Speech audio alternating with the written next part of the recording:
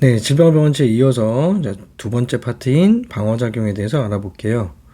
이 방어작용이 일단 이 마지막 소단원인 방어작용에서 가장 주된 내용이고, 이 방어작용에 대한 내용을 이해하기 위하여 앞서 질병원 병원체에 대해서 살펴본 겁니다. 자, 본격적으로 방어작용에 대해서 알아볼게요.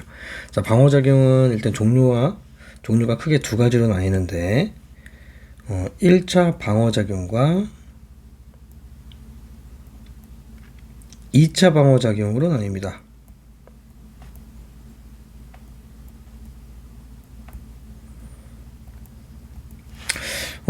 적군이 쳐들어왔을 때 1차 방어선, 2차 방어선, 3차 방어선, 뭐 최종 방어선 뭐 이런 식으로 나눠지는 것처럼 우리 몸에서도 이제 항원이 이제 우리 몸에 쳐들어왔을 때 1차 방어작용과 2차 방어작용의 서로 다른 어떤 특성인 방어작용을 이용해서 항원에 완벽하게 대비하고자 하는 거죠. 자, 그 중에서 첫 번째 1차 방어작용의 특징은 두 가지가 뭐냐면 선천적이고 비특이적으로 작용합니다. 선천적이고 비특이적으로 작용한다. 자, 선천적이고 비특이적이란 말은 일단 선천적이란 말은 태어날 때부터 가능한 그런 특성을 그런 방어작용이고, 자, 비특이적이란 말은 항원의 종류와 상관없이 일어난다는 얘기죠. 자, 이거랑 비교해서 2차 방어작용은 반대로 나중에 침입을 받았을 때 일어나기 때문에 후천적이고요. 자, 그리고 항원의 종류마다 특이적으로 일어나기 때문에 특이적 면역이라고 합니다. 그래서 이런 1차 방어작용과 2차 방어작용이 어떠한 특성이 있는지 좀 표로 좀 정리해보면, 자, 1차 방어작용은 즉각적으로 나타나요. 즉각적으로 나타난다. 그래서 항원이 침입하자마자 반응이 나타납니다. 하지만 2차 방어작용은 빨라야 하루가 걸려요. 그래서 하루 뒤에 나타나기 때문에 즉각적이지는 않다. 좀 느리게 나타난다. 자, 하지만 방어에 대한 효율, 항원에 대해서 막는 방어에 대한 효율은 2차 방어작용이 압도적으로 높아요. 1차 방어작용은 낮습니다. 비교했을 때. 그리고 에너지의 소모량도 2차 방어작용이 압도적으로 높고요. 1차 방어작용은 상대적으로 낮아요. 그러니까 2차 방어작용은 비교하자면 게틀링건이라고 해서 따발총으로 막 쏴서 이제 항원들을 한 번에 없애는 거고, 1차 방어작용은 찾아가서 한 마리 한 마리를 제거하는 방어작용이라고 생각하시면 돼요. 자, 그러니까 2차 방어작용은 즉각적이진 않지만 에너지를 많이 써서 항원들마다 1대1로 방어를 하면서 한 번에 다 없애는 그런 방어작용이 2차 방어작용이고, 1차 방어작용은 항원이 들어오자마자 맞긴 하지만 에너지의 효율은 좀 적게 소모하고 방어의 효율은 한 마리 한 마리를 잡아야 되기 때문에 그렇게 높지 않은 그런 특성을 갖고 있는 방어작용입니다.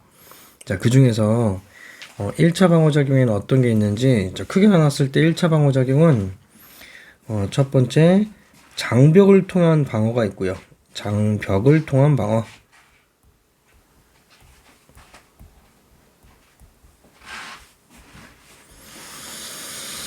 그리고 두 번째 내부 방어가 있는데, 자, 쓰면서 정리할게. 이게 얼마나 공간이 필요한지 몰라서. 자, 첫 번째, 자, 장벽을 통한 방어에는 피부가 있고요. 자, 피부. 자, 이 피부는 우리 몸의 가장 기본적인 우리 몸의 방어벽이에요. 그래서 이 피부가 약하게 보일지 몰라도 이 피부는 자, 우리 몸을 보호하는 물리적, 화학적 방어벽입니다.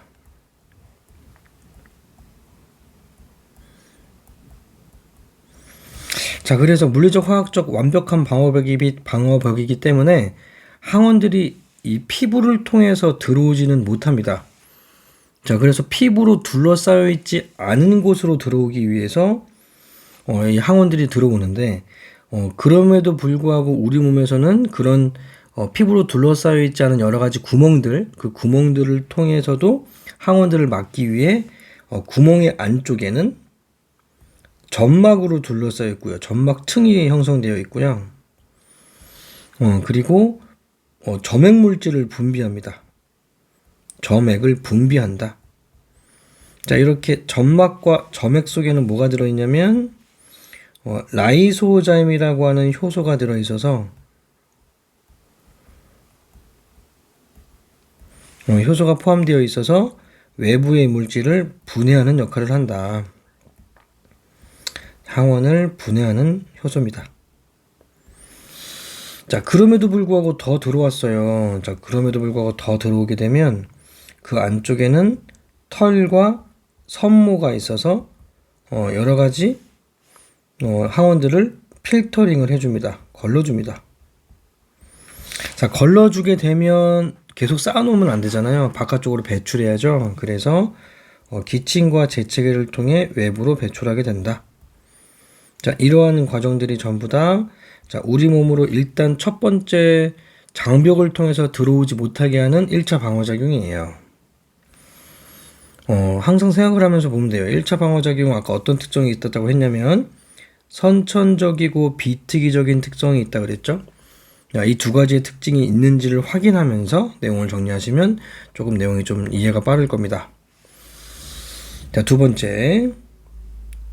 자, 내부로 이제 들어왔을 때 일어나는 내부에서의 방어가 바로 내부 방어라고 하는데, 자, 내부 방어에는 어떤 게 있냐면, 첫 번째, 백혈구의 식세포 작용이 있습니다. 백혈구의 식세포 작용. 자, 백혈구의 식세포 작용을 일단 그림으로 설명한 다음에 내용, 글로 한번 정리해 줄게. 백혈구가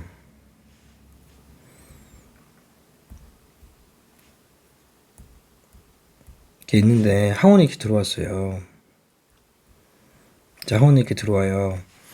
자, 그러면 이 백혈구가 이 항원을 쭉 안쪽으로 세포 내부로 끌어들이기 위해서 이렇게 세포막을 안쪽으로 함입합니다. 그럼 쭉 들어오겠죠? 자, 이렇게 들어오겠죠? 그러면 시간이 지나면 이 백혈구의 막이 씌워지면서 안쪽으로 들어왔을 때는 이렇게 막이 씌워진 채로 세포 내부로 들어옵니다. 들어왔을 때. 자, 들어오면 이 막으로 씌워져 있는 이런 주머니가 생기는데, 자, 이런 주머니를 뭐라고 하냐면 먹어서 생긴 주머니다. 그래서 식포라고 합니다. 식포. 자, 그러면 이 백혈구 내부에는 여러 가지 소기관 중에서 리소좀이라고 하는 소기관이 있어요. 얘는 리소좀, 리보솜 아니에요. 자, 리소좀에는 여러 가지 물질들을 분해하기 위한 가수분해 효소를 가지고 있습니다. 자, 이 빨간색이 바로 가수분해 효소예요. 그래서 식포에 있는 막과 가수분해 효소에, 리소좀에 있는 막이 융합이 돼요. 그러니까 막과 막이 융합이 되면서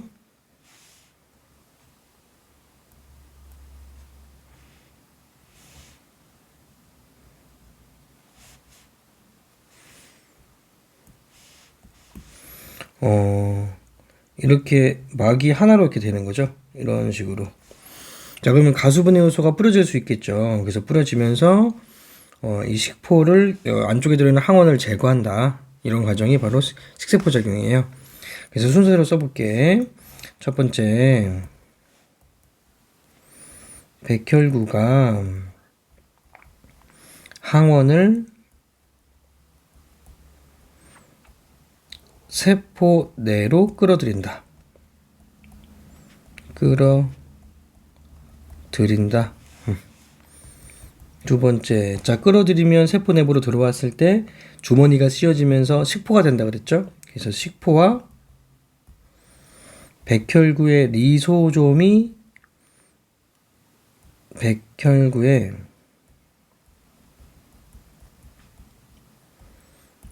리소좀의 막과 융합이 일어난다. 그래서 리소좀의 가수분해 효소로 항원을 제거한다.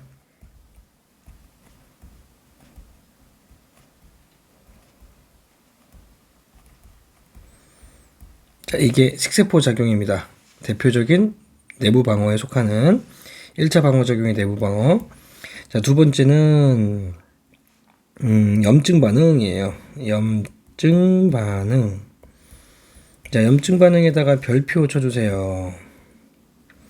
1차 방어 작용 중에서 가장 많이 나오는 내용입니다. 자, 염증 반응은 어떨 때 나타나는, 어떨 때를 염증 반응이라고 하냐면 대량의 항원이 침입했을 때 나타나요. 대량의 항원이 침입했을 때 자, 나타나는데, 자, 앞에다가 왜 한 칸을 좀 띄워놨냐면, 이 대량의 항원이 침입할 때가 일반적으로는 피부가 벗겨졌을 때 또는 상처가 났을 때, 그래서 상처난 피부를 통해서 대량의 항원들이 유입이 됩니다. 하지만 상처가 나지 않더라도 몸 내부에 대량의 항원이 나타났을 때 그때도 염증 반응이 나타납니다. 그러니까 중요한 건 대량의 항원이 몸 내부로 침입했을 때 나타난다는 거죠. 자, 그렇게 되면 첫 번째, 자, 우리 몸에 항원들이 들어오는 거를 지키고 있는 보초병이 있습니다. 그 보초병이 비만세포인데, 자, 이 비만세포가 히스타민이라고 하는 물질을 분비해요. 히스타민을 분비한다. 자, 이 히스타민의 역할이 뭐냐면, 이 보초병이 항원이 들어오는 거를 보면, 이제 신고해야지. 여기에 항원이 나타났어요. 라고 이렇게 알려주는 그런 신고하는 그런 역할을 하는 그런 물질이라고 보시면 돼요. 그래서, 자, 히스타민이 분비하게 되면, 자, 히스타민에 의해서 두 가지의 증상이 나타납니다. 첫 번째, 혈관벽이 확장돼요. 자, 혈관벽이 확장됨에 따라 혈관벽이 확장되면 혈류량이 늘어나겠죠. 그러면 혈류량이 늘어난 만큼 그 속에 포함되는 백혈구의 숫자도 늘어나겠죠. 백혈구의 숫자를 모으기 위한 조치입니다. 백혈구의 숫자가 늘어난다. 자, 근데 혈관벽이 확장하게 되면 풍선이 커질 때 풍선은 커지지만 풍선의 두께는 얇아지죠. 그래서 풍선의 두께가 얇아져서 결국에는 터지는 것처럼 혈관벽이 확장되면 혈관벽이 얇아지기 때문에 혈관벽의 투과성은 증가됩니다. 혈관벽의 투과성이 높아진다. 자, 혈관벽의 투과성이 높아지기 때문에 이 백혈구가 혈관 바깥으로 잘 나갈 수 있게 해줘요. 백혈구를 혈관 밖으로 유도한다. 자, 바깥으로 나가야 되는 이유는 항원들이 혈관 안으로 들어오지 못하죠. 왜냐하면 혈관 안쪽에는 백혈구가 드글드글하기 때문에 항원들이 살아남을 수가 없어. 그래서 혈관 바깥쪽에서 증식을 합니다. 그래서 항원들을 없애려면 백혈구가 바깥으로 나갈 수밖에 없죠. 그래서 백혈구를 바깥으로 나가게 하기 위한 조치라고 보시면 되고요. 자, 그래서 백혈구가 바깥쪽으로 나가면 두 번째,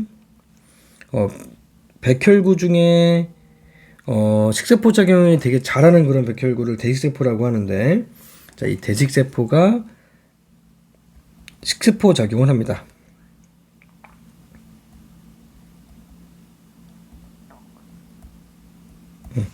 자, 왜 갑자기 대식세포라고 하냐면 이 대식세포는 좀 이따가 백혈구의 종류에서 할 건데 단핵구에 속해요. 핵이 한 개 있는 혈구라서, 자, 우리 몸에 침입하는 항원의 종류와 숫자는 항상 일정하지 않죠. 어떨 때는 많이 들어오고 어떨 때는 적게 들어와요. 그래서 침입하는 항원의 숫자가 많고 적음에 따라 그 숫자를 유동적으로 증식하기도 하고 줄어들기도 하고, 이렇게 숫자가 늘어나기도 하고 적게 하기도 하고, 이렇게 숫자가 유동적으로 변하는 그런 백혈구를 핵이 한 개 있는 이 단핵구가 담당합니다. 자, 그래서 항원들이 대량으로 침입하게 되면 일단 이 대식세포가 급증해요. 그래서 이 대기세포에 의해서 식세포 작용을 통해 항원들의 숫자를 줄이게 된다.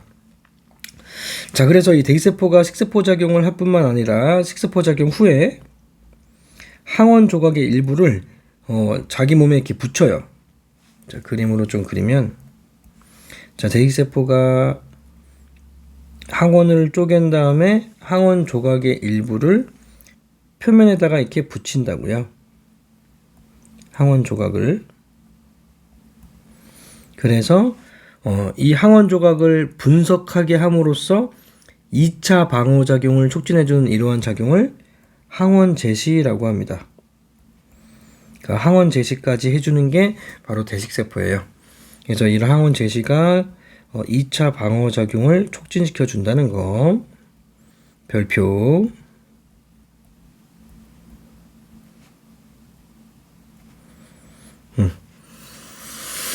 자, 여기까지가 1차 방어작용의 내부 방어는 염증 반응이고요. 자, 그리고 추가로 세 번째, 공간이 별로 없어서 좀 작게 그렸어야 되는데, 세 번째, 자, 항미생물 단백질도 있어요. 항미생물 단백질. 자, 항미생물 단백질은 크게 두 가지가 있는데, 이런 게 있다 정도만 아시면 됩니다. 기능까지는 물어보지 않아요. 자, 인터페론, 그리고 보채 단백질. 뭐 내신에서 선생님마다 다르긴 한데 기능을 알려주는 경우도 있거든. 그때는 좀 집중해서 좀 들으셔야 돼요. 자, 이 정도가 바로 1차 방어작용입니다. 자, 그래서 지금까지 했던 건 전부 다 선천적이고 비특이적인데, 자, 여기서 이해를 좀 돕기 위한 내용, 되게 중요한 내용을 다시 한번 좀 할게요.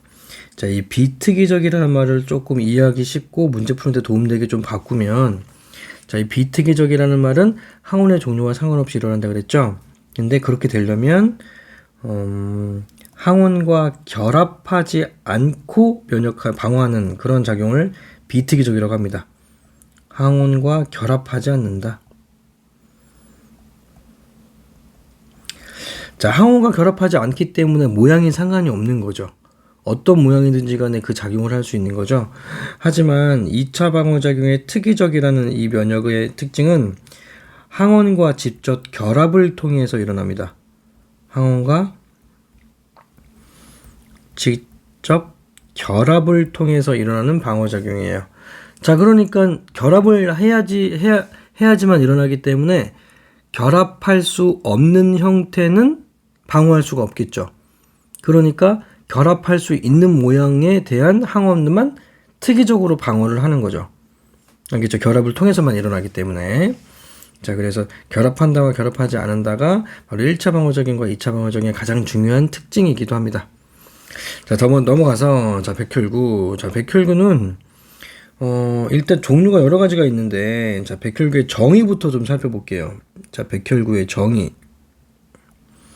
자, 백혈구는, 특정 세포를 백혈구라고 하기는 게 아니라, 자, 백혈구의 이 백자는, 일반적으로 치료, 좀 영어로는 힐을 뜻해요. 힐.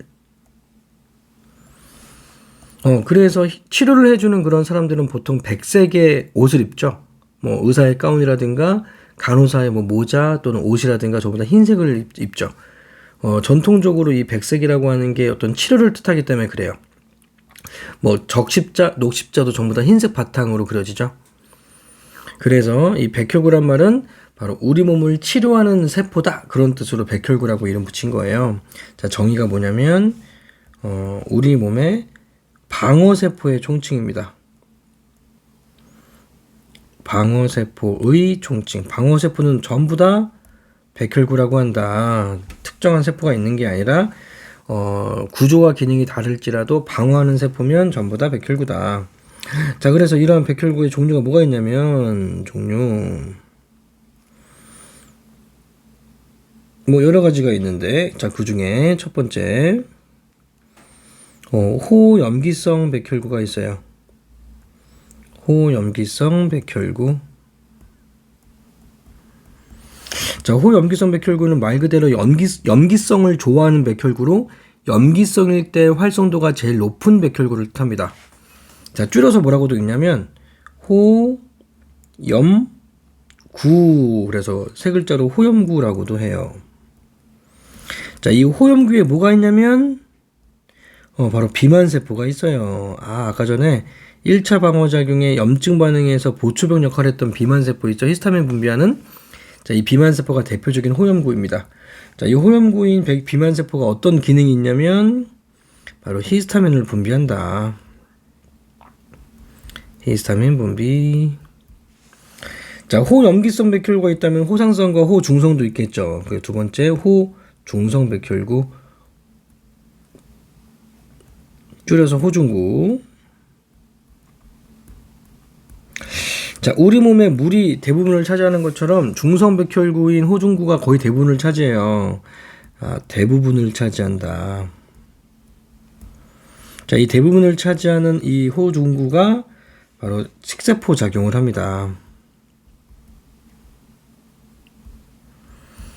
그래서 초등학교, 중학교 때 백혈구는 식세포 작용한다 또는 식균 작용한다 이렇게 배웠던 거예요. 원래 종류가 다양한데. 자, 세 번째 호산구는 호산성 백혈구.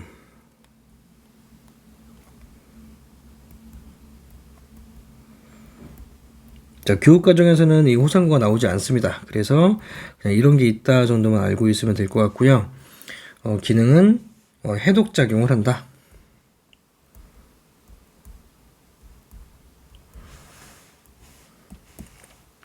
자, 네 번째 단핵구.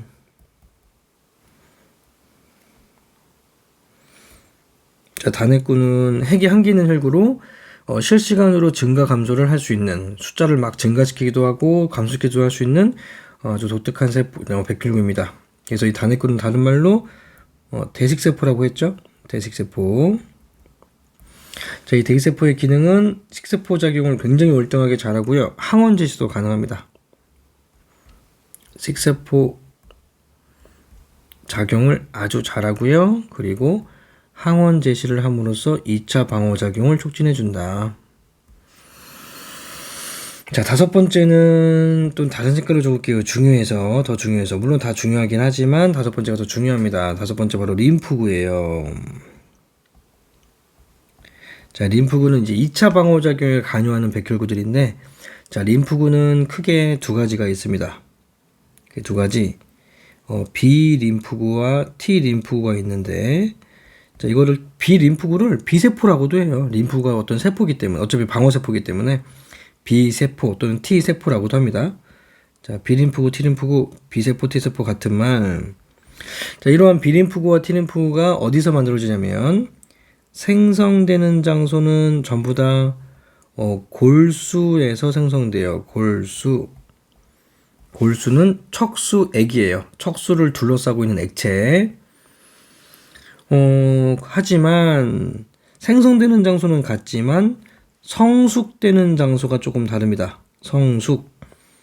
그러니까 기능을 막 연구하고 공부해서 완벽한 어떤 기능을 발휘하는 세포가 되는 걸 바로 성숙이라고 하는데, 자, B림프구는 만들어지는 골수에서 그대로 성숙해요. 자, 하지만 T림프구는 골수에서 성숙하는 게 아니라 가슴샘에서 성숙합니다. 가슴샘. 자, 이 가슴샘은 한자로 흉선이라고도 해요. 같은 말이에요. 가슴 흉자, 샘선자. 그래서 이 가슴샘이 바로 대표적인 면역기관입니다. 이 가슴샘에서 T림프가 성숙을 하면서 여러 가지 식별 능력을 교육받아요. 그래서 기능이, 자, 이 B림프구는 직접은 아니지만 항체를 생산하고요. 항체 생산한다. 자, 가로 열고 직접은 X. 자, B림프구가 직접 만드는 건 아니고 분화해서 다른 세포로 변한 다음에 항체를 만든다고요. 그리고 T림프 같은 경우에는 식별 능력을 뛰어난 능력을 갖고 있어요. 식별한다. 뭐 항원인지 아닌지, 항원인데 어떤 항원의 모양인지를 정확하게 구분해줘서 식별하는 게 바로 T림프구의 기능입니다. 자, 그래서 이 B림프구가 또 어떻게 나뉘냐면 종류가, 자, B림프구의 종류는 두 가지로 나뉘어요. 형질세포와 기억세포로 나뉩니다. 자, 그리고 T림프구도 마찬가지 또 두 가지로 나뉩니다. 보조 T림프구와 독성 T림프구로 나뉩니다.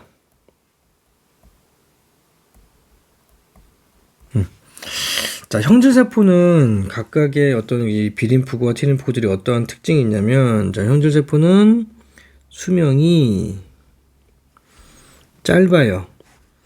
자, 왜 수명이 짧냐면, 항원들이 있을 때는 형질세포가 막 증식해서 항체를 만들어. 하지만 우리 몸에 항원들이 거의 사라지면, 이 형질세포도 항체를 만들 필요가 없기 때문에 점점 그 숫자가 없어집니다. 스스로 이제 자살하면서 없어져요. 죽어가요. 그래서 숫자가 줄어든다. 하지만 기억세포는 항원이 없어도 남아있으면서 재침입에 대비하기 때문에 상대적으로 수명이 깁니다.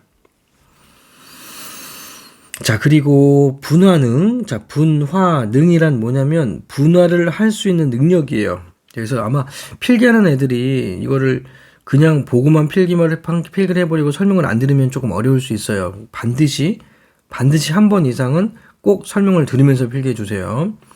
자, 분화능이란 분화를 할 수 있는 능력인데, 자, 형질세포는 분화능이 없어요.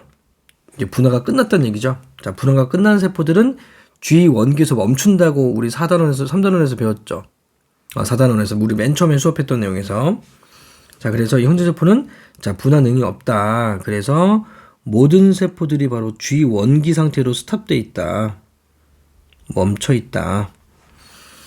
자, 기억세포는 분화능을 갖고 있어요. 자, 분화능이 있어서, 재침입을 했을 때 이 기억세포는, 1차, 분화를 해서 형질세포와 기억세포로 또 분화할 수 있어요. 이 분화능이 있기 때문에 바로 2차 면역이 가능하게 한다. 2차 면역 뒷장에서 할 겁니다. 2차 방어하고는 달라요. 2차 면역이 가능하다 이렇게 적어 놓으시면 돼요.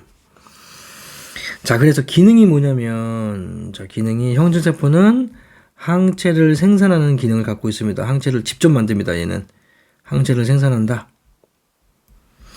자, 기억세포는 항원에 대한 정보를 저장하는 기능을 한다. 항원 정보를 저장한다. 자, 그리고 보조 T림프구와 독성 T림프구는 여러 가지 특징을 비교할 필요 없고요. 뒷장에 2차 방어작용의 방어작용 내용을 보면서 익힐 수 있는 내용입니다. 자, 이러한 백혈구들이 있어서, 자, 2차 방어작용 어떤 특징이 있냐면 그냥 간단하게 적을게요. 첫 번째 2차 방어작용은 항원을 인식하고 항원과 결합을 통해 항원과 결합하여 항원을 인식하고요. 두 번째, 항원과 결합해서 항원을 인식하기 때문에 항원마다 반응이 일어나서 여러 항원의 동시에 방어가 가능해요. 여러 항원이 침입해도 각각 맨투맨 수비가 가능하다. 동시에 방어 가능하다. 그러니까 에너지 소모가 많은 거죠. 동시에 방어가 가능하다.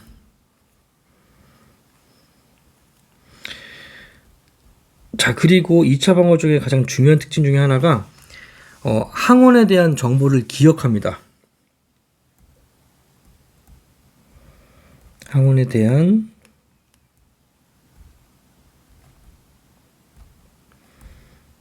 정보를 기억하여 2차 면역이라고 하는 독특한 방어 체계가 나타난다. 그래서 여러 번 침입할수록 똑같이 나타나는 게 아니라 여러 번 침입할수록 우리 몸에서는 더 빠르게 대처한다는 거. 자, 2차 방어작용의 어떤 그 과정 보기 앞서서, 자, 항원과 항체에 대해서 좀 알아볼게요. 얘를 모르면 이제 면역을 대해서 모르는 거랑 비슷하기 때문에, 원래는 제일 먼저 봐야 되는 거긴 한데, 항원과 항체에 대해서 먼저 좀 살펴보고, 이제 2차 방어작용에 대해서도 알아볼게요. 자, 항원이란 말 그대로 외부의 이물질의 총칭이에요. 외부에서 들어오는 우리 몸에서 사용하지 않는 물질을 이물질이라고 하는데 외부의 이물질의 총칭이다.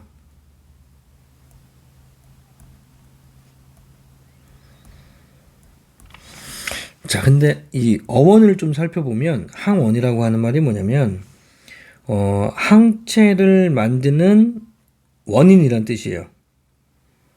항체를 만드는 원인. 자, 이 항체를 만드는 이란 뜻은 항체라고 하는 건 바로 면역이기 때문에 면역의 원인으로도 해석이 가능합니다. 자, 그러니까 결국에는 이거를 외우라고 내가 이걸 써주는 게 아니라 우리 몸에서 일어나는 여러 가지 면역 체계와 방어 작용들은 반드시 뭐가 침입해야지만 나타난다? 바로 항원이죠. 따라서 문제를 풀 때 항원이 없는데 우리 몸에서의 어떠한 면역도 일어나지 않습니다. 알겠죠? 항원이 있는지 들어왔는지를 꼭 살펴보세요. 그러면 헷갈리지 않고 또는 실수를 하지 않는 경우가 많습니다.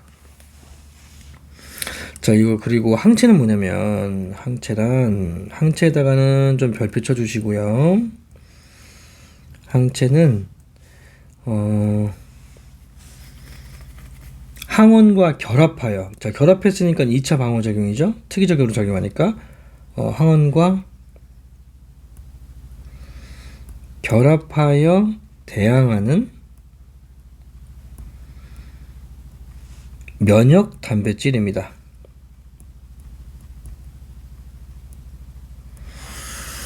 자, 그래서 이런 항체가 어떠한 구조를 갖고 있고 어떠한 기능이 있냐면, 자, 항체 구조는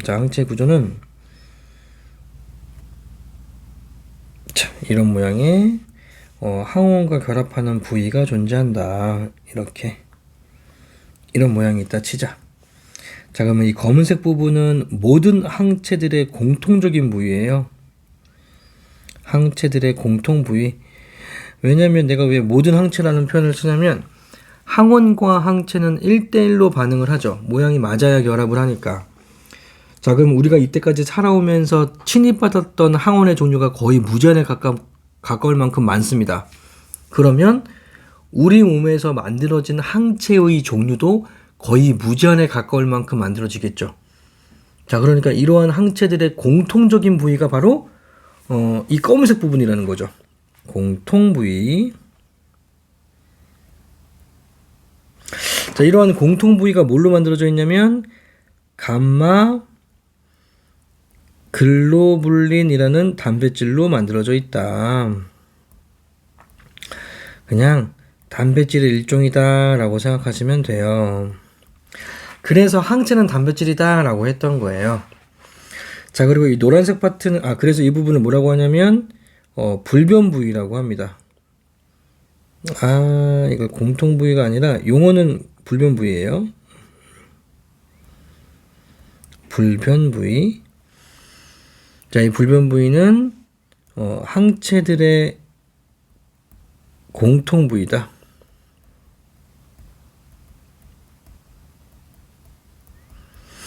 자, 그리고 이 노란색 부분은 이 항체의 종류마다 다른 부위인데 항원과 결합하는 부위죠. 자, 이러한 부분을 가변 부위라고 합니다. 자, 이 가변 부위는 항원과 결합하는 부위, 항원과 결합하는 특이적인 부위예요. 결합하는 특이적인 부위다. 자, 그런데 이 결합하는 특이적인 부위인 이 부분이 왜 가변 부위라는 말이 붙어졌냐? 항원이 침입할 때마다 변하냐? 그건 아니고요. 한번 형성된 다음에는 변하지는 않습니다. 이걸 꼭 기억해 주셔야 돼요. 한번 형성돼서 변한 다음에 한번 형성 후에는 변하지 않는다.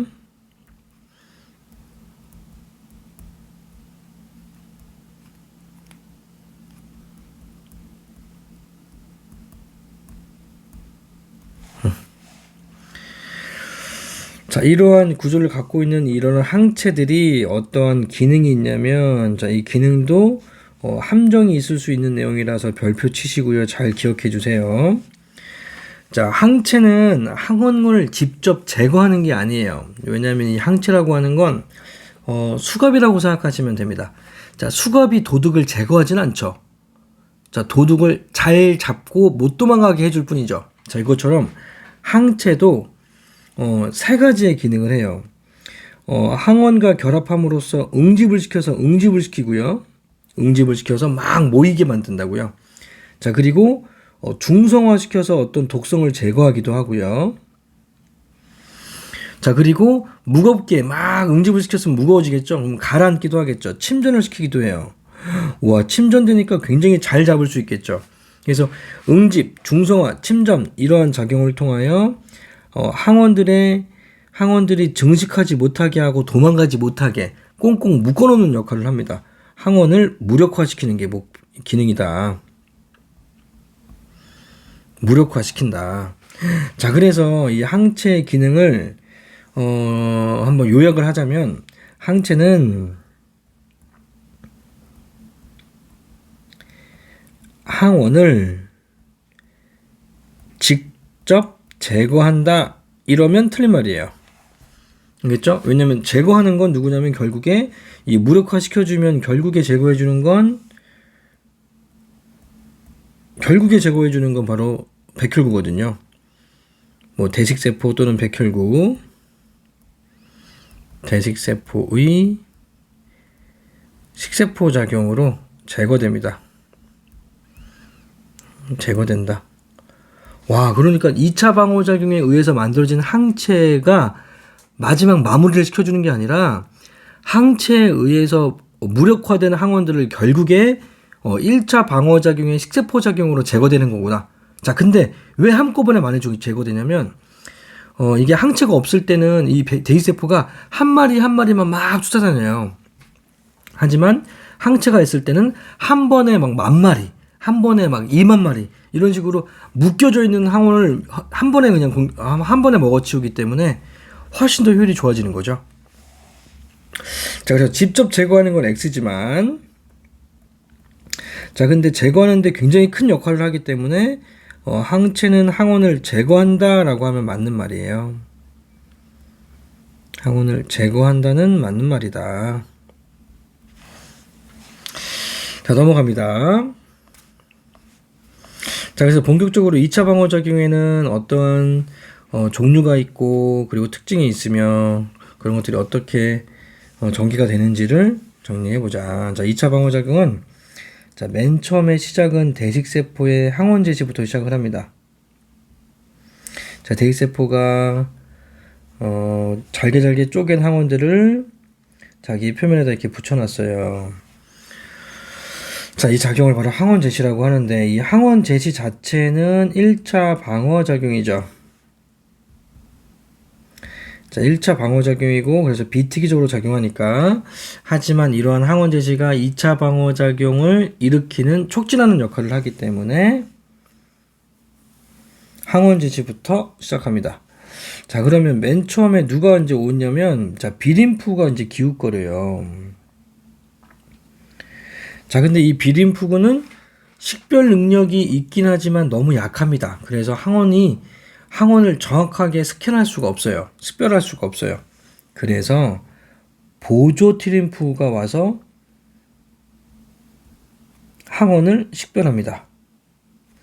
자, 식별을 하게 되면 이 항원과 결합할 수 있는 수용체를 만듭니다. 자, 잘 보세요. 수용체를 만들었죠. 그래서 결합했죠. 자, 이렇게 수용체가 만들어진 상태를 활성화라고 합니다. 활성화. 자, 그럼 활성화된 이 보조 티림프는 앞으로 이 항원만 노립니다. 다른 항원들은 노리지도 않아요. 자, 근데 이 보조 티림프는 식별 능력이 있을 뿐이지 전투 능력이 좋진 않아. 항원들을 제거하는 능력은 없어요. 그래서 항원을 제거하는 세포들을 끌어들이기 위해서 비림프구의 분할을 촉진시켜주고 활성화를 시켜줍니다. 분화를 촉진시켜준다. 자, 그리고 T림프구의 분화도 촉진해줍니다.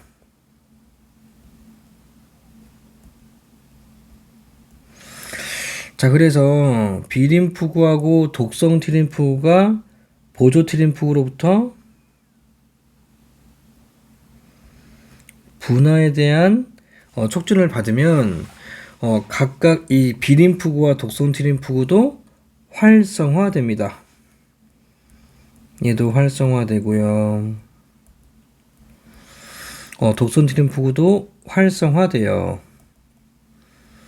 자, 이렇게 활성화돼서 수용체를 갖게 된다는 건 결국에 항원과 결합할 수 있다는 걸 의미하고 항원의 특이적인 방어작용이 가능하다는 걸 뜻합니다. 자, 그래서 활성화된 독성 T림프구는 뭘 해주냐면 세포성 면역을 시작합니다. 세포성 면역을 시작한다. 자, 그리고 B림프구는 체액성 면역을 시작합니다.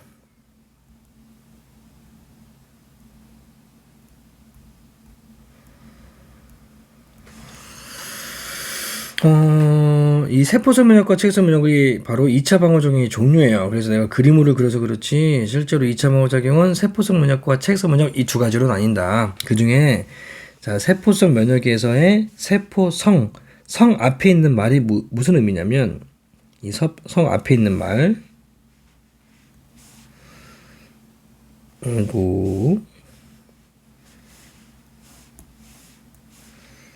이 세포라고 써 있죠.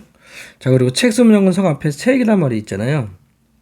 자, 이렇게 성 앞에 있는 말이 어떤 의미냐면 성 앞에 있는 말은 면역의 대상이 아니라 면역의 주체를 뜻합니다. 면역의 주체다. 면역의 대상이 아니다.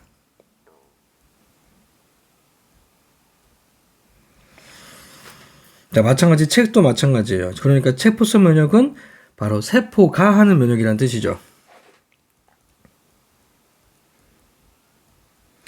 세포가 하는 면역. 그러면 체액성 면역은 뭐예요?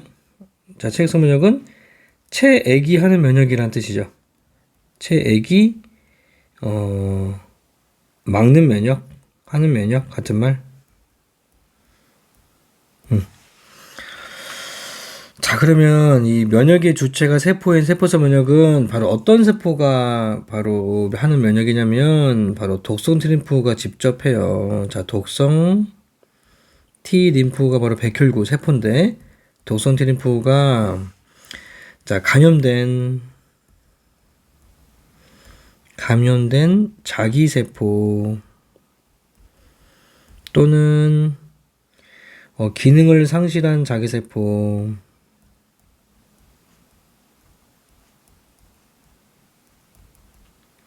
또는 장기 이식된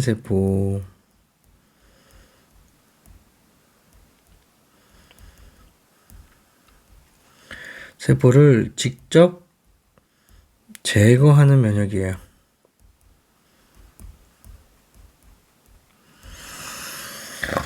자, 물론 지금 세포를 제거하긴 했지만 그 세포가 침입한 세포가 아니에요. 침입한 세포가 아니라 자기 세포를 제거하는 거예요. 나의 세포. 알겠죠? 그러니까 만약에 문제에서 세균이 침입했을 때 세균 제거는 누가 하니? 이렇게 물어보면 독성 T림프구가 하지 않습니다. 알겠죠? 독성 T림프구는 침입한 세포를 제거하는 게 아니라 침입한 세포에 의해서 감염되고 기능 상실한 나의 세포를 제거하는 거예요. 알겠죠? 자, 근데 장기 이식된 세포는 왜 공격하냐면 장기가 이식된 세포는 나의 세포인데 기능이 이상이 있다고 판단을 한 거죠. 왜냐하면 이식된 세포는 보통 사람 거를 주니까. 그래서 좀 헷갈리기 때문에 아마도 본인의 세포인데 이상이 있는 거라고 느끼고 공격하는 거겠죠. 자, 이러한 면역을 세포성 면역이라고 합니다. 자, 체액성 면역은 바로 체액으로 막는 면역인데, 자, 체액 속에는 뭐가 들어있냐면 일반적으로 체액 속에는 혈장이 들어있고요. 혈장, 혈액 중에 액체 성분 혈장. 자, 혈장 속에는 바로 항체가 들어있어요. 자, 그럼 결국에 항체로 막는 면역이란 뜻이네요. 자, 책소 면역은 바로 항체로 막는 면역이다. 이렇게 기억하면 됩니다. 자, 근데 일반적으로 항체라고 하는 게 항상 주입받을 수는 없잖아요. 항원들이 계속 막 받고 있는데, 이 항원을 받을 때마다 내가 그 항체를 주입받을 수는 없잖아요. 일반적으로 항체는 항원에 침입받은 본인이 만들죠. 그래서 항체를 만드는 과정을 포함해서 내가 책소 면역을 설명해 볼게요. 하지만 항체를 직접 만들지 않더라도 항체를 주입받았을지라도 그 항체로 막았다. 그러면 책소 면역이 맞습니다. 알겠죠? 그래서 이 비림프가 활성화가 되면 이 활성화된 비림프군은 증식을 해요. 자, 증식을 통해서 여러 마리의 비림프구가 되겠죠. 비림프구 물론 활성화된 것도 같고요. 그래서 이게 수용체를 갖고 있습니다. 항원과 결합할 수 있는 수용체를 갖고 있습니다. 그래서 어떤 비림프구는 분화가 돼서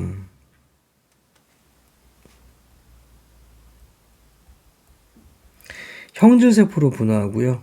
형질세포.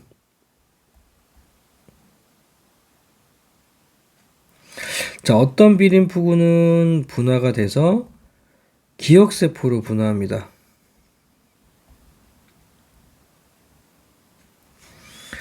자, 물론 활성화는 돼 있고요. 그래서 수용체를 갖고 있어요. 하지만 분화라고 하는 게 구조와 기능이 변하는 거잖아요. 근데 이 구조와 기능이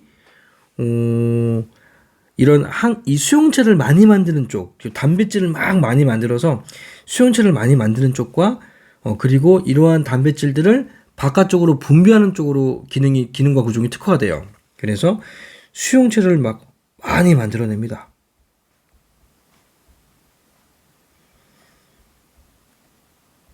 이렇게 많이 만든다고요. 자, 이렇게 만들어진 게 바로 수용체인데, 항원과 결합하기 위한 수용체인데, 막에 붙어 있으면 수용체지만, 자, 이 수용체가 막에서 떨어져서 바깥으로 분비됐어요, 이렇게. 자, 이 분비가 되면 바로 항체예요. 그래서 결국에 이 형질세포는 바로 항체를 생산할 수 있는 능력을 갖고 있다. 항체를 생산한다.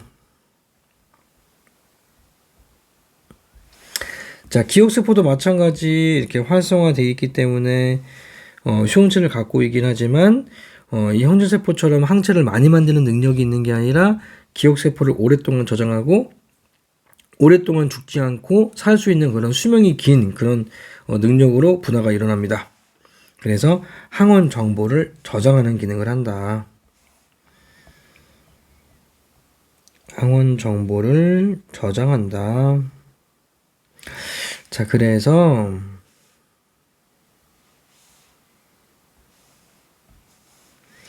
자, 여기서부터 여기까지의 과정, 이 여기까지의 과정이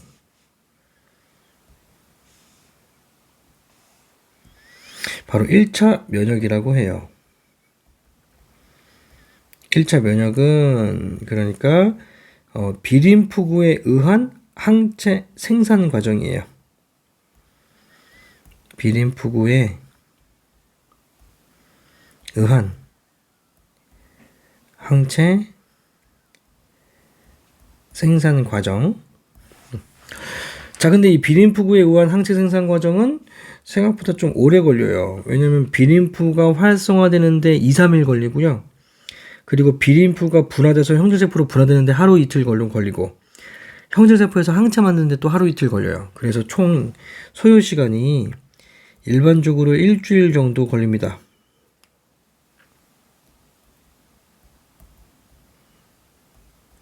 생각보다 되게 오래 걸리죠? 자, 그런데 그래서 문제 풀 때 일주일 후라고 표현되어 있으면 1차 면역에 대한 시간을 좀 주려고 하는구나 이렇게 생각하시면 됩니다. 자, 근데 항원이 기억세포가 있는 상태에서 재침입을 했어요.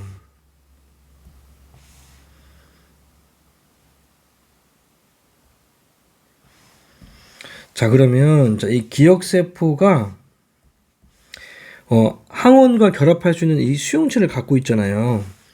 그러다 보니까 재침입을 하게 되면 항원에 기억세포가 있을 때 재침입을 하게 되면 이 항원과 기억세포가 직접 결합을 해서 인식을 합니다. 그래서 이 기억세포가 분화해요. 자, 이 기억세포가 형질세포와 기억세포로 분화를 합니다. 그래서 분화가 돼서 만들어진 형질세포에서 마찬가지 항체를 생산하고요. 자, 기억세포는 항원 정보를 기억하겠죠.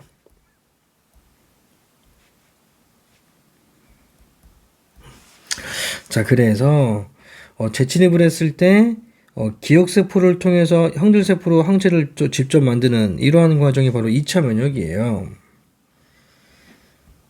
자, 2차 면역. 자, 이 2차 면역은 기억세포 비림푸구에 의한 항체 생산 과정이 아니라 기억세포에 의한 항체 생산 과정이에요. 기억세포에 의한 항체 생산 과정이다. 자, 그러니까 굉장히 빨리 나타나겠죠. 여러 가지 앞에서 이 비림푸가 활성화되는 거, 비림푸가 분화되는 과정이 다 생략되고 바로 분화돼서 항체를 만들기 때문에 그래서 소요 시간이 하루에서 이틀 정도면 가능합니다. 1일에서 2일 정도 소요됩니다. 굉장히 짧게 걸리죠. 그래서 이 2차 면역이 되면 항체가 빨리빨리 만들어지기 때문에 항원들이 증식을 할 여력이 없이 바로 제거가 돼버리는 거죠. 자, 1차 면역과 2차 면역의 과정까지 여기까지 썼어요. 7번까지 한 번에 써봤어요. 자, 아래쪽에다가 한번 방어작용의 체계를 다시 한번 좀 정리할게요. 이거 잘 구분해서 좀 이해를 좀 하려고 노력해 주세요. 자, 방어작용은 크게 두 가지로 나뉜다. 1차 방어작용과 2차 방어작용으로 나뉜다. 자, 근데 2차 방어작용은 또 크게 두 가지로 나뉩니다.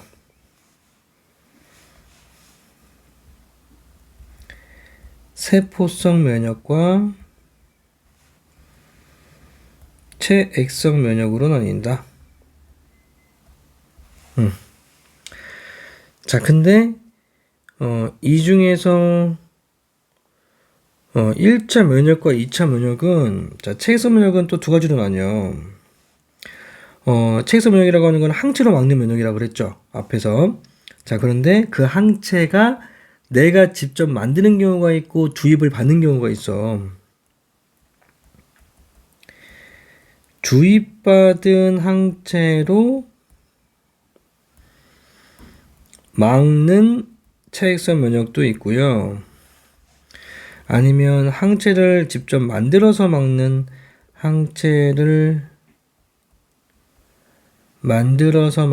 면역도 있습니다. 체액성 면역도 있습니다. 자, 이 중에서 항체를 직접 만드는 경우에서 1차 면역과 2차 면역으로 나누는 거였던 거예요. 알겠죠? 그러니까 1차 방어작용과 1차 면역을 헷갈리지 말자. 완전 다르다라는 거죠. 알겠죠? 좀 기억해 주세요. 자, 이제 인공면역법하고 알레르기 반응만 하고 이 방어작용을 마칠 건데, 자, 인공면역법은 인위적으로 하는 면역인데 방어체계에 대한 연구가 끝나서 인위적으로 하는 그런 면역법을 뜻해요. 그게 두 가지가 있습니다. 백신 주사법과 혈청 주사법이 있어요. 지금 코로나19에 대한 대응 대책이죠. 뭐 백신 주사하는 방법이 있고 혈청 주사로 치료하는 방법이 있는데 둘 다 하고 있죠. 자, 이것들이 어떻게 다르고 어떻게 다른지를 한번 표로 한번 분석해 보자. 자, 이 백신 주사법은 주사하는 액체, 주사액은 뭐냐면 어떤 액체를 주사하는 거냐면 약화된 항원, 약화된 항원이나 또는 죽은 세균을 주사하는 게 백신이에요. 그러니까 결국에 바로 항원을 주사한다는 거죠. 굉장히 독특한 방법이죠. 처음에는 기겁을 했겠죠. 이 병을 병을 낫게 하기도 모자란데 항원을 몸하에 주사하다니 얼마나 사람들이 황당했겠어. 혈청주사법은 뭐냐면 항원을 주입하는 게 아니라 바로 혈청을 주사하는 건데, 혈청주사. 자, 혈청은 쉽게 얘기하면 혈청이라고 하는 건 항체다 이렇게 알고 있으면 됩니다. 쉽게. 그래서 항체를 주사한다 이렇게 생각하시면 돼요. 근데 왜 혈청이란 말을 쓰냐면 항체는 고체잖아요. 단백질인데. 자, 근데 이 고체인 단백질만 주사할 수는 없죠. 그래서 이 동물이나 또는 사람에게서 항체를 뽑아낼 때 또는 항체를 만들 때, 그때 그 항체들이 만든 다음에 뽑아낼 때는 세포액이나 어떤 가지 여러 가지 혈액 속에 어떤 액체 속에서 들어있단 말이지. 그러니까 그 액체를 통째로 뽑아야 되잖아요. 항체만 뽑을 수 없으니까. 그래서 항체를 뽑기 위해서 뽑아낸 그 액체 속에 액체를 뽑아냈을 때 그 액체를 통째로 혈청이라고 불러요.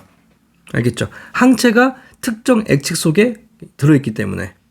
알겠죠? 그래서 그냥 항체를 주사한다라고 생각하시면 된다고요. 자, 그러면 이 백신 주사의 목적은 뭐냐면, 자, 백신 주사의 목적. 자, 백신 주사는 항원을 주입함으로써 인위적으로 1차 면역을 시켜주는 거죠.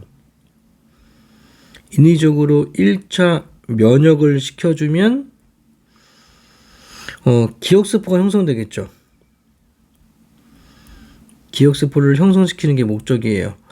그럼 기억세포가 형성됐을 때는 재침입을 했을 때 2차 면역이 일어나잖아요. 그러니까 결국에는 예방이 목적이네요. 그렇죠?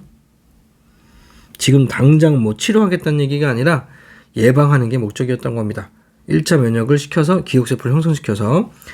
자, 혈청주사법은 지금 당장 치료하겠다는 거죠. 지금 당장 내가 항체를 만들 시간이 부족하니까 지금 당장 치료하고자 한다. 그럴 때 바로 혈청주사를 합니다. 자, 그래서 대상이 좀 다른데 이 면역을 해주는 그런 대상이, 자, 백신 주사 같은 경우에는 침입을 받은 적이 없는 사람을 대상으로 하겠죠. 예방의 목적이기 때문에 침입을 받은 적이 없는 사람을 대상으로 해서 백신 주사를 해주고요.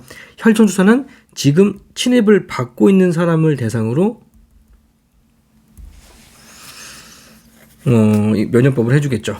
그래서 치료를 목적으로 하니까. 자, 그 다음에 알레르기 반응은 다른 말로 뭐라고도 하냐면, 이 알레르기 반응은 다른 말로 과민성 염증 반응이라고도 하는데, 과민성 염증 반응, 이게 어떤 과정으로 일어나는지를 한번 이해해 봅시다.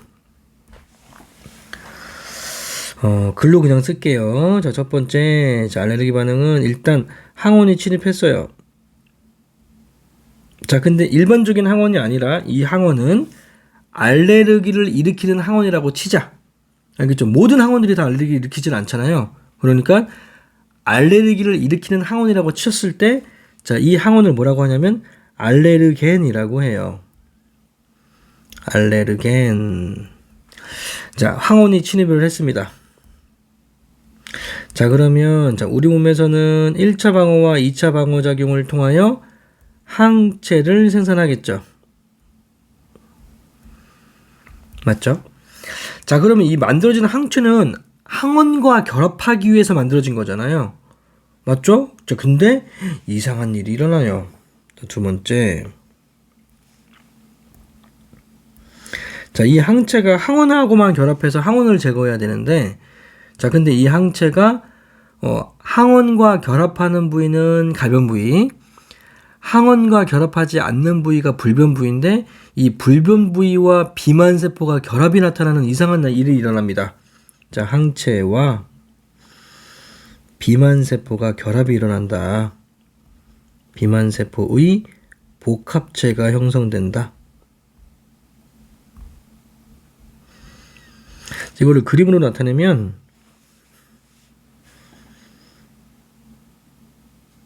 자, 이게 비만 세포인데, 이 항원에 의해서 만들어진 항체가 이렇게 불변 부위에 결합을 한다. 불변 부위에 결합을 하고 이 항원과 결합하는 부위인 가변 부위는 이렇게 활성화가 되어 있습니다. 이렇게 막 결합한다고요. 자, 이렇게 결합을 시켜놓으니까 마치 수용체 같은 느낌이 들지 않니? 어쨌든 자, 이렇게 결합하고 난 다음에 세 번째 다시 알레르긴이 재침입을 했어요. 알레르겐 또는 항원에 재침입이 일어났습니다. 자, 그러면 재침입을 하게 되면 항원들이 이 비만세포에 결합을 하겠죠. 이게 결합을 하겠죠.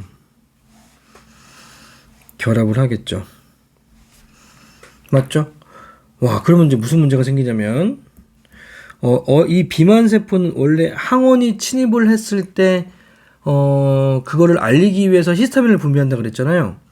자, 근데 원래는 항원이 침입한 자리에서 비만세포가 히스타민을 분비하고 그냥 지나가 버려야 되는데, 자기 몸에 붙어 있는 수용체와 항체와 항원이 결합했잖아요.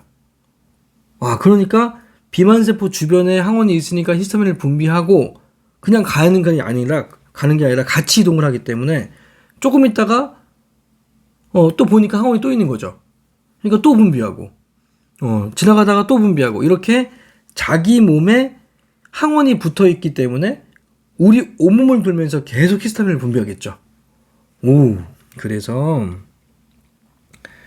온몸을 돌며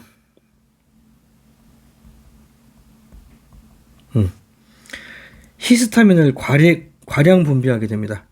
히스타민을 과량 분비하게 된다라는 거죠. 자, 그래서 히스타민이 분비하게 되면 다시 앞으로 돌아와서 자, 히스타민이 분비하게 됐을 때 어떤 그 증상을 좀 써줄게요. 자, 히스타민이 분비하게 되면 혈관이 확장되고 이런 기능이 있다고 했는데, 자, 증상은 뭐냐면, 이런 우리 몸의 기능을 수행하기 위해서 혈관벽이 확장됐기 때문에 부종이 나타나요. 부어오른다. 자, 그리고 혈관들이 혈관 속에 혈액들이 많기 때문에 뜨거워지죠. 발열 반응이 나타납니다. 자, 이게 공통적인 특징이에요. 부어오르고 발열 반응이 나타난다는 거. 이게 히스타민을 분비하면. 자, 그러니까 이게 원래는 특정 부위만 이렇게 부종이 되고 발열 반응이 나타나야 되는데, 알레르기가 일어나게 되면 이 비만세포에 붙어있는 항체 때문에 항원들이 결합되어 있기 때문에 온몸을 돌면서 계속 히스타민을 분비해서 온몸이 붓고 발열 반응이 나타나는 거죠. 그래서 온몸이 가렵기도 하고, 가려움증이 나타난다. 그래서 온몸이 가렵기도 하고 그리고 붓기도 한다고요. 그러면 가려운 것만 좀 참으면 되지 않나요? 하겠지만, 자, 붓는 게 만약에 기도 주변이 붓는다면 공기의 흐름을 막아버리기 때문에 호흡곤란으로 죽기도 해요. 알겠죠? 심각하게 죽기도 합니다. 그래서 빨리 치료를 해줘야 돼요. 그래서 이 히스타민이 과량 분비해서 나타나는 증상이기 때문에 과민성 염증 반응이라는 이름이 붙어진 거죠. 자, 그러면 이러한 알레르기 반응의 치료법이 뭐냐면, 5번째, 치료. 히스타민의 기능이 히스타민이 과량 분비해서 나타나는 거기 때문에 그래서 히스타민을 기능을 억제해주는 항히스타민제를 투여하면 막을 수 있습니다. 항히스타민제로 치료한다 라는 거. 자, 여기까지 합니다. 여기까지 이론 나가고요. 열심히 자 필기하시고 내용 잘 공부하고, 자, 모르는 부분들은 여러 번 반복적으로 보시면서 내용을 좀 잘 정리하길 바랍니다. 자, 감사합니다. 수고하셨어요.